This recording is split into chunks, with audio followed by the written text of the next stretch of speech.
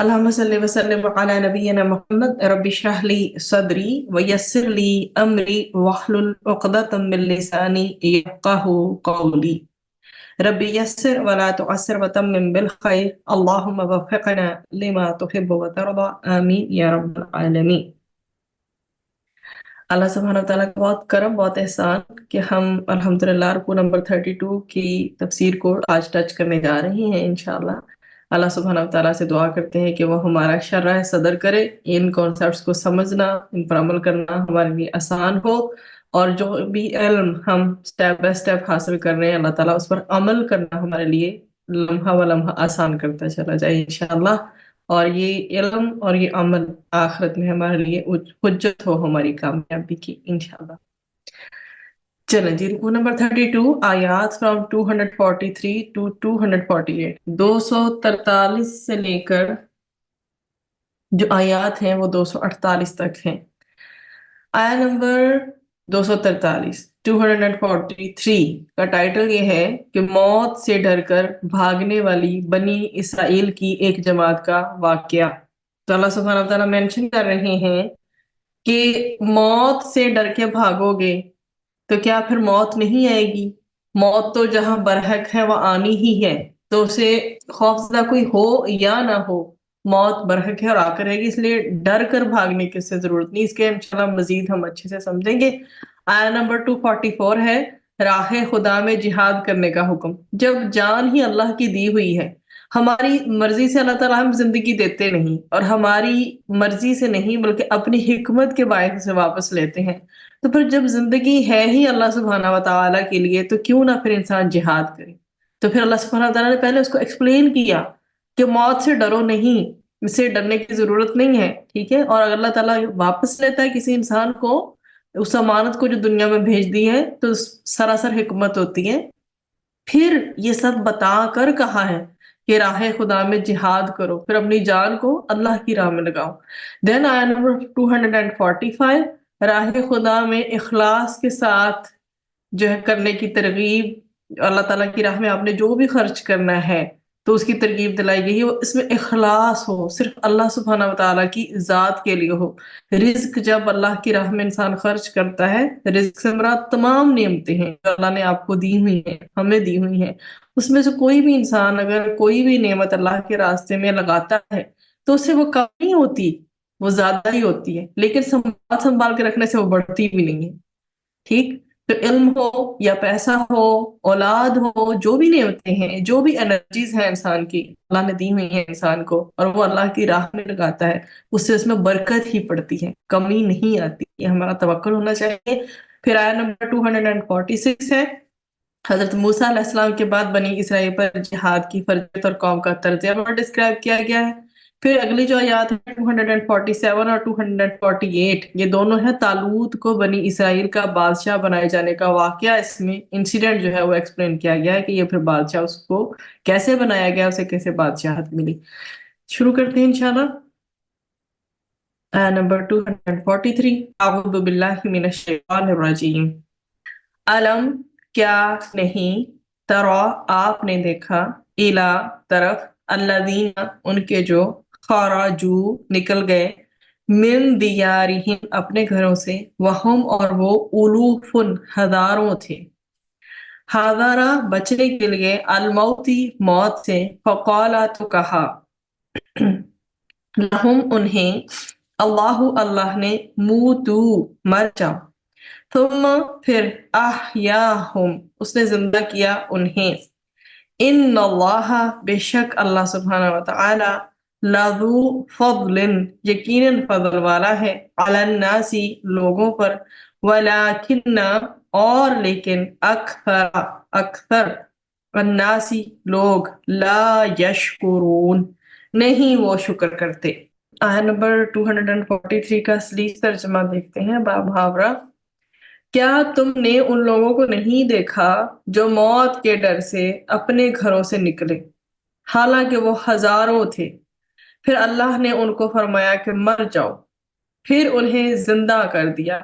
बेशक अल्लाह लोगों पर फजल करने वाला है, लेकिन अक्सर लोग शुक्र नहीं करते। اس میں جو آپ کے لیے نیا ورڈ ہوگا وہ ہے، میرا خیال ہے اس میں الوفن، حمزہ لام فا سے ہے، الف سے، ٹھیک؟ تو الوفن جمع ہے بیسیکلی، اور الفن ہوتا ہے اس کا واحد 1000، ٹھیک ہے، 1000 کے لیے یوز ہوتا ہے. دین دا ادر ورڈ از حذارا. حذارا اس کا روٹ ہے، اور اس کا مطلب ہوتا ہے بچنا. بچتا انسان تب ہے جب وہ کسی چیز سے خوف کھاتا ہے، ڈرتا ہے، ٹھیک ہے.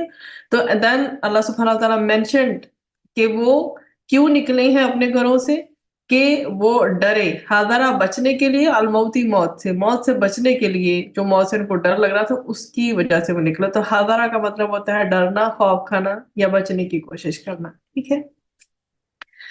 اس آیت میں بیسیکلی اللہ سبحانہ و تعالی نے بنی اسرائیل کا ایک انسیڈنٹ ذکر کیا ہے، جس سے یہ پتا چلتا ہے کہ زندگی اور موت جو ہے نا وہ اللہ سبحانہ و تعالیٰ کے تابع ہیں. اللہ نے ایک تقدیر بنائی ہے ہماری، تو جو تقدیر ہمارے رب نے بنا دی ہے نا، اس کے فالو ہونا ہی ہونا ہے. اس نے جو اللہ نے حکم دیا اس نے تو ہونا ہی ہونا ہے. تو جہاد جو ہے بیسیکلی وہ موت کا سبب نہیں ہے، ٹھیک ہے. آگے بھی اگلی آیت آئے گی جہاد کی. تو جہاد موت کا سبب نہیں ہے، نہ ہی ایسے کوئی لیم ایکسکیوزز کرنا کہ جہاد سے کترانا کہ یہ جو ہے نا موت سے بچنے کا ایک سورس ہے.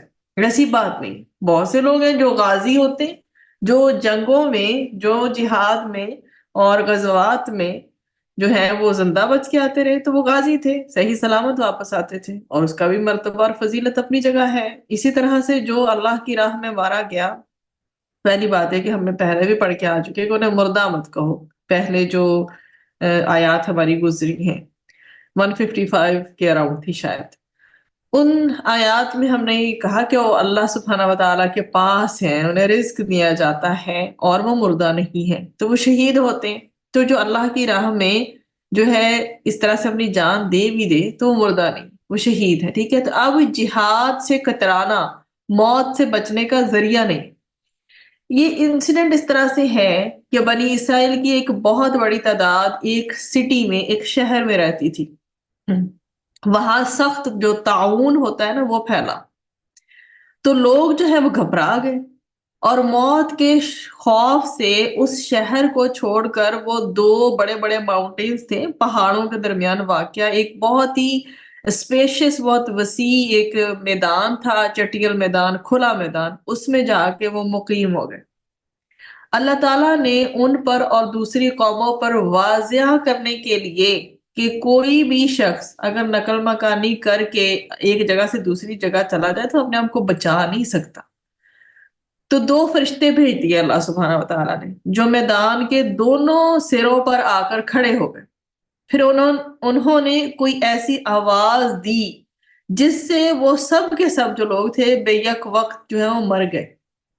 اور جب وہ اس لوگوں کو جو اراؤنڈ وہاں رہتے تھے، اور جیسے قرب و جوار کے لوگ ہوتے ہیں پاس آس پاس کے، جب اس انسیڈنٹ کی، اس واقعے کی خبر ہوئی تو انہوں نے وہاں پہنچ کر ان کے ارد گرد جو ہے نا وہ احاطہ کھینچ دیا. کیونکہ میں نے آپ کو بتایا نا یہاں پہ مینشن ہے الوفن، وہ ہزاروں میں تھے.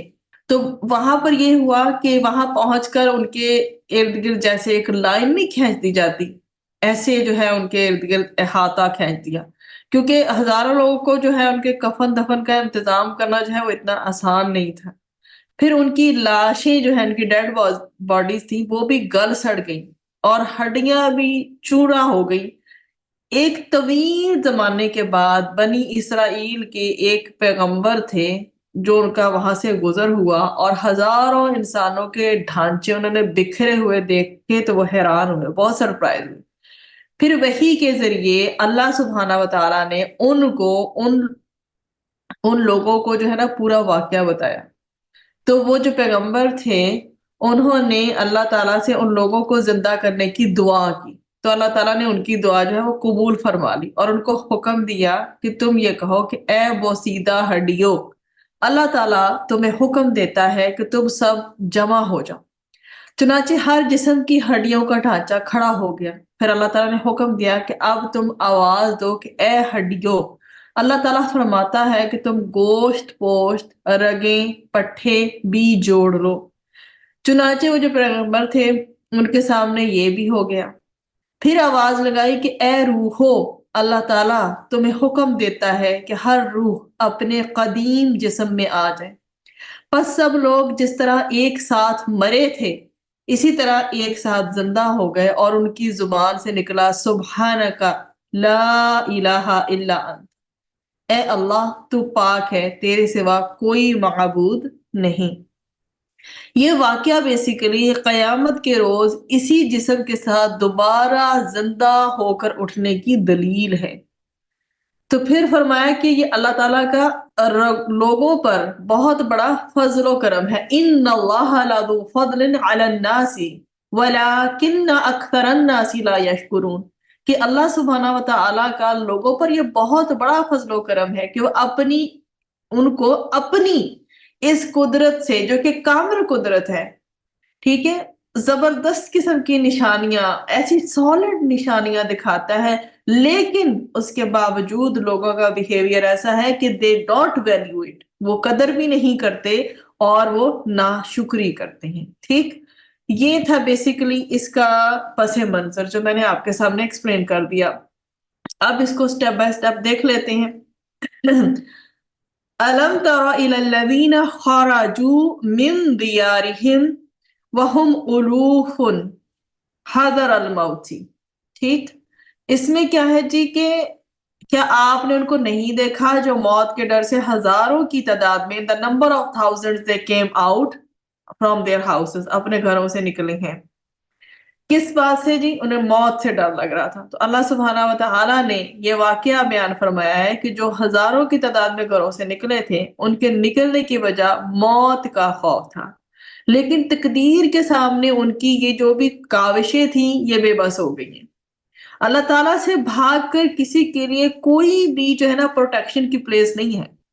اللہ تعالیٰ کے فضل و کرم کے ساتھ ہی اگر پروٹیکشن ہے تو ہے. جس طرح کوئی تقدیر سے نہیں بھاگ سکتا، اسی طرح جہاد سے بھاگ کر بھی زندگی نہیں پا سکتا. زندگی کی ایک مقررہ مدت جو اللہ نے بیان کر دی ہے وہ نہیں بڑھ سکتی. موت اور رزق مقرر کیا جا چکا ہے. تو مسلمانوں نے مدینہ کی طرف ہجرت کی تو کافروں نے حملہ کیا، تو اللہ تعالیٰ نے مسلمانوں کو مقابلے کا حکم دیا. مسلمانوں کی طاقت دشمنوں کی نسبت کم تھی، اس لیے کچھ لوگوں کے اندر جو ہے نا وہ پھر ایسا پیدا ہوا کہ لائک ان کو فیلنگ ایسی آئی کہ مورال ان کا ڈاؤن ہو گیا. تو اللہ تعالیٰ نے یہاں پر بنی اسرائیل کی اس خرابی کو واضح کر کے مسلمانوں کو سمجھایا ہے کہ دیکھو وہ بھی موت سے ڈر کر بھاگے تھے، لیکن موت تو بالآخر آ گئی نا، اور موت کے ڈر سے موت نہیں ٹلتی، خوف سے زندگی میں اضافہ نہیں ہوتا. زندگی اور موت کا جو فیصلہ ہے وہ اٹل ہے. جب اللہ تعالیٰ کے آرڈرز آنے ہیں تب آنے ہی آنے ہیں. پھر اس کے بعد اگلا پورشن ہے فَقَالَ لَهُمُ اللَّهُ مُوتُوا ثُمَّ أَحْيَاهُمْ. ٹھیک، تو اللہ تعالیٰ نے ان سے کہا کہ مر جاؤ. اس میں کیا ہے، سیدنا ابن عباس رضی اللہ عنہما فرماتے ہیں کہ یہ لوگ جو طاعون سے بھاگے تھے کسی صحت افزا علاقے میں ٹھہرنا چاہتے تھے، تو جب کسی مخصوص مقام پر پہنچے تو اللہ تعالیٰ کے حکم سے سب فوت ہو گئے. دین ثم پھر احیاہم، اللہ سبحانہ و تعالیٰ نے انہیں زندہ کیا. تو نبی کی دعا کی وجہ سے یا کسی اور وجہ سے اللہ تعالیٰ نے انہیں زندہ کر دیا. تو اب ہم اس کو جو ہے اچھی طرح سے سمجھ کے اس انسیڈنٹ کو آ چکے ہیں. تو یہ ان پر رحمت تھی، مہربانی تھی. اللہ سبحانہ و تعالیٰ کی رحمت کی اور مہربانی کا ایک طرح کا یہ اظہار تھا، اور مردوں کو زندہ کرنے کی ایک نشانی دکھانا مقصود تھا. تو اللہ تعالیٰ نے بنی اسرائیل کی خرابی کو واضح کر کے مسلمانوں کو سمجھایا ہے کہ تم اللہ سبحانہ و تعالیٰ کی جو ایک بنائی ہوئی انسان کے لیے تقدیر ہے تم لوگ اس سے نہیں بھاگ سکتے، اور زندگی اور موت کا فیصلہ کمپلیٹلی اللہ سبحانہ و تعالیٰ کے ہاتھ میں ہے. اس لیے ان فیصلوں پر جو تقدیر پہ مبنی ہوتے ہیں، جو صرف اور صرف اللہ کی اذن سے واقع ہوتے ہیں، ٹھیک ہے، اللہ کے اذن سے واقع ہوتے ہیں، تو ان فیصلوں پر ہمیں اطمینان رکھنا چاہیے، ہمیں سیٹسفائیڈ رہنا چاہیے کیونکہ جس طرح انسان کو زندگی اس کی کوشش کے بغیر دی جاتی ہے، اسی طرح زندگی واپس لینے میں بھی اس کی حکمت شامل ہوتی ہے۔ ٹھیک ہے، اپنے جانے والوں کا غم ضرور ہوتا ہے، جو ہم سے جدا ہوتے ہیں ان کی کوئی ریپلیسمنٹ نہیں ہوتی، کوئی آلٹرنیٹ نہیں ہوتا، نہ والدین کا نہ عزیز و اقارب کا، جو بھی اپنے پیارے ہوتے ہیں نہ ان سے جدا ہونے کو دل چاہتا ہے۔ لیکن جس رب تعالیٰ نے ہمیں پیدا کیا ہے، ہم اس کی امانت ہے اس دنیا میں، اللہ تعالیٰ نے اپنی امانتوں کو ایک دن واپس لینا ہی لینا ہے، اور ہر ایک نے جانا ہے، کوئی بھی یہاں ہمیشہ رہنے کے لیے تو نہیں آیا۔ تو بیسیکلی کیا مورل لیسن ہے کہ موت سے کوئی بھاگ نہیں سکتا، موت و حیات پر اللہ سبحانہ و تعالیٰ کے سوا کوئی قدرت نہیں رکھتا، اس لیے بہتر انسان کے لیے کیا ہے کہ وہ جہاد فی سبیل اللہ کرے، اور اس کے ساتھ ساتھ اگر ضرورت مند ہیں اس کی زندگی میں تو ضرورت مندوں کو قرض ضرور دیں۔ اور بیسیکلی موت سے ڈر کر بھاگنا یہ بھی پروف کرتا ہے کہ انسان جو ہے وہ زندگی کا حریص ہے، وہ زندہ رہنا چاہتا ہے۔ اس سے پہلے بھی اور سورۃ الجمعہ میں بھی آپ کا اس کا ذکر ملے گا موسٹ پروبیبلی کہ منافق کبھی نہیں چاہتے کہ وہ مریں۔ ہم ان آیات کو پہلے دیکھ کے آ چکے ہیں منافقین کی کوالٹیز میں، جو ہے سورۃ البقرہ میں، کہ وہ نہیں چاہتے کہ وہ مریں، اور اگر مریں گے بھی تو ان کے ذہن میں بہت ساری خام خیالی ہے۔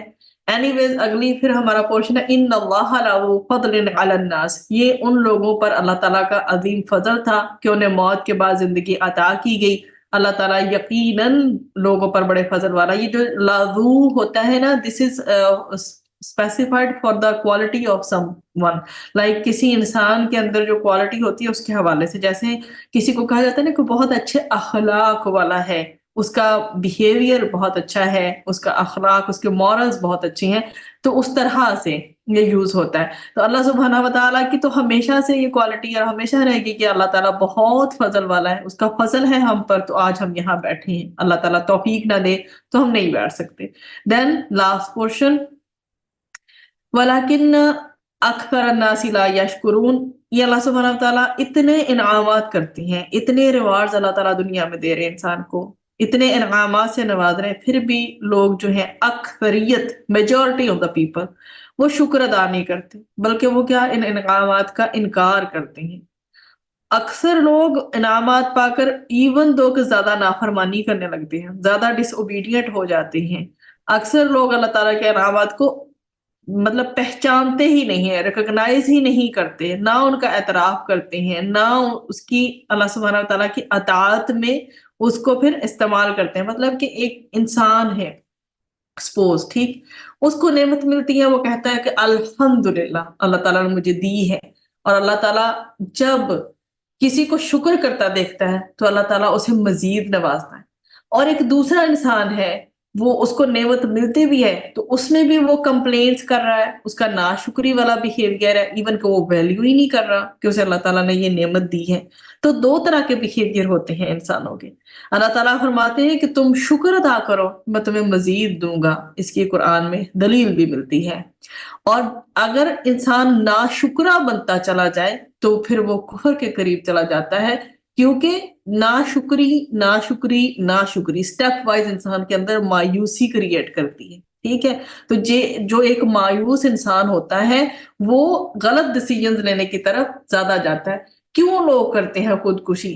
کیونکہ انہیں زندگی میں کوئی بلیسنگ فیل ہی نہیں ہو رہی ہوتی، ٹھیک ہے، اور ساری زندگی انہوں نے اتنی ایفرٹ سے گزاری ہوتی ہے، لیکن ان دی اینڈ وہ ایسے کمزور لمحات میں آ کے ایسا فیصلہ کر لیتے ہیں جو کہ غلط ہوتا ہے۔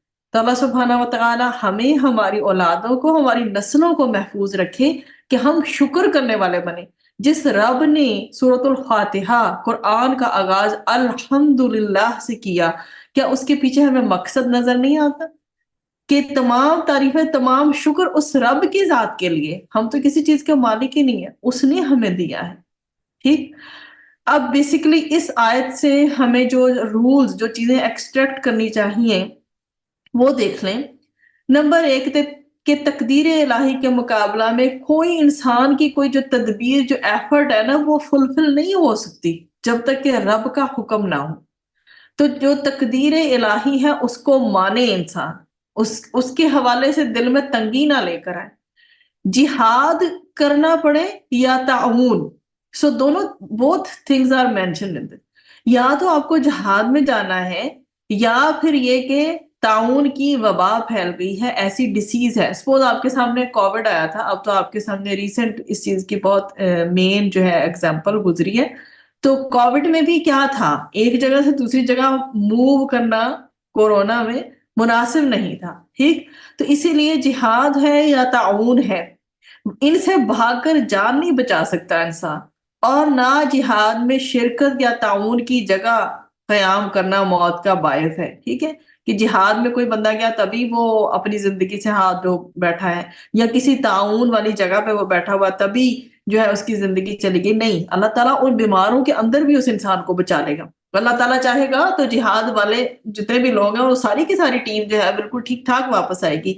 تو موت کا ایک وقت متعین ہے، نہ اس میں تقدیم ہو سکتی ہے نہ اس میں تاخیر ہو سکتی ہے، نہ ایک لمحہ پیچھے آئے گا نہ ایک لمحہ آگے آئے گا. مین ہماری دعا کیا ہونی چاہیے؟ اللہ سبحانہ و تعالی ہمیں ہمارا جو خاتمہ ہے وہ ایمان بالخیر کرے.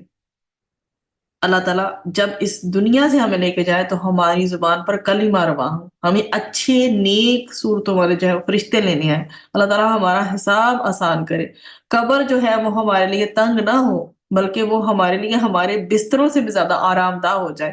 مین چیز یہ کہ ان چیزوں کو ریالٹی میں اپنی امیجنیشن میں لا کے ہمیں دعائیں کرنی چاہیے. دین دا سیکنڈ تھنگ از، اگر کسی شہر میں کوئی وبائی مرض طاعون وغیرہ پھیل جائے تو وہاں سے بھاگ کر دوسری جگہ نہیں جانا چاہیے.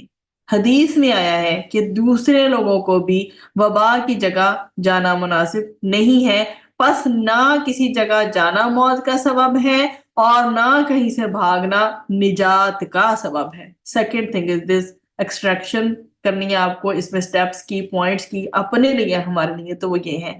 اینڈ دین نمبر 3، موت سے ڈر کر جہاد سے بھاگنا حرام ہے.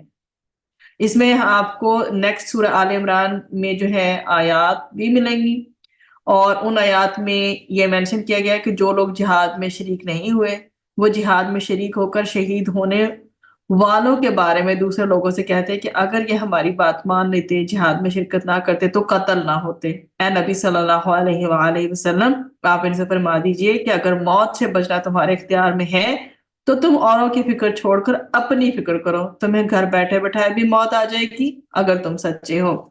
if I can remember، حضرت خالد بن ولید رضی اللہ عنہ، انہوں نے اتنی ساری جو ہے وہ جنگوں میں، غزوات وغیرہ میں اور وہ اس میں لڑائیوں میں شرکت کی، لیکن اللہ سبحانہ تعالیٰ کی قدرت کے انہیں جو ہے وہ موت نہیں آئی اس میں، اور وہ جو ہے بیماری کی وجہ سے پھر ان کا انتقال ہوا تھا.